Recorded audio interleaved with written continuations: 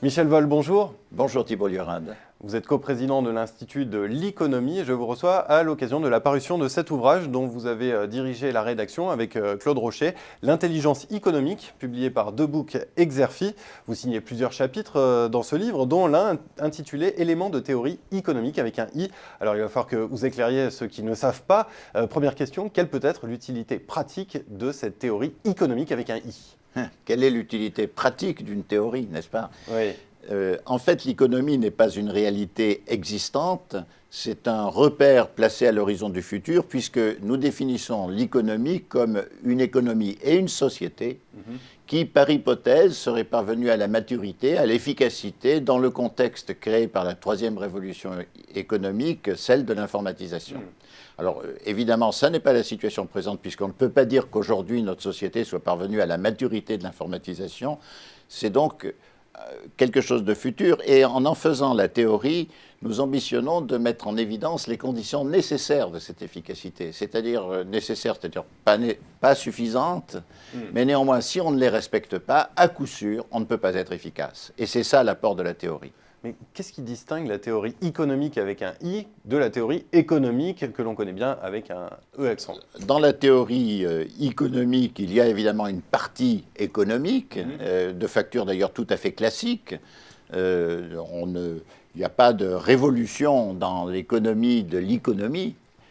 Ceci dit, on s'écarte quand même assez sensiblement des préjugés, habitudes des gens qui prétendent être des économistes à Bercy, ou à Bruxelles, et qui sont des dogmatiques de la concurrence pure et parfaite et de l'ouverture des marchés et du libre-échange, etc. On voit quand on étudie l'économie que c'est un peu plus compliqué que ça. Et puis il n'y a pas que de l'économie, puisque l'informatisation, comme l'a dit Claude Rocher, est un processus anthropologique complet, et donc dans la compréhension de l'économie, il faut aussi faire entrer d'autres disciplines que l'économie, qui sont la sociologie, la géopolitique, la stratégie, ce qui suppose d'ailleurs que l'on prenne comme discipline maître, comme discipline maîtresse du domaine, plutôt l'histoire, à vrai dire, que l'économie. À quelle conclusion permettent d'arriver ces éléments de théorie économique? Alors, pour simplifier, pour dire les choses de façon très simple, on caractérise l'économie comme une économie et une société de la qualité des produits, de la qualité des processus, une économie de la compétence, et aussi, malheureusement, il faut le dire, une économie du risque maximum. Et donc, juste un exemple, pour que l'économie de la qualité puisse se déployer, il faut que les consommateurs soient sensibles à la qualité, qu'ils aient du discernement. Si les consommateurs ne sont sensibles qu'au prix du produit, et s'ils achètent indifféremment un produit de mauvaise qualité parce qu'il a un prix bas, on rate l'économie. Ça ne peut pas marcher. Il y a une moitié de la voûte de l'équilibre, celui de la consommation, qui ne tient pas. Donc ça, c'est un premier problème. Il faut qu'on ait du côté du consommateur une montée du discernement. Il a une responsabilité dans l'épanouissement de l'économie.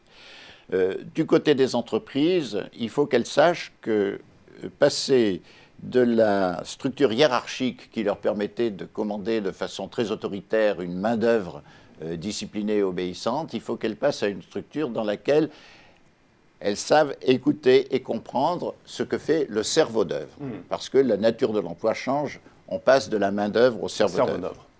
Et du côté du risque, il faut se dire que l'informatisation apporte autant de dangers que de possibilités, et ces dangers, il faut pouvoir les maîtriser. Et pour ça, eh bien, il faut qu'on ait une justice compétente, une régulation compétente, que l'on puisse contrôler ce qui se passe dans l'économie de façon efficace et sérieuse. Voilà les trois dimensions importantes. Voilà, trois dimensions. Pour simplifier, je reviens sur ce que vous disiez au début. Et donc, pour ceux qui veulent une version non simplifiée, bien écoutez, je renvoie à votre livre, L'intelligence économique. Michel Vol, merci. Merci Thibault Liorade.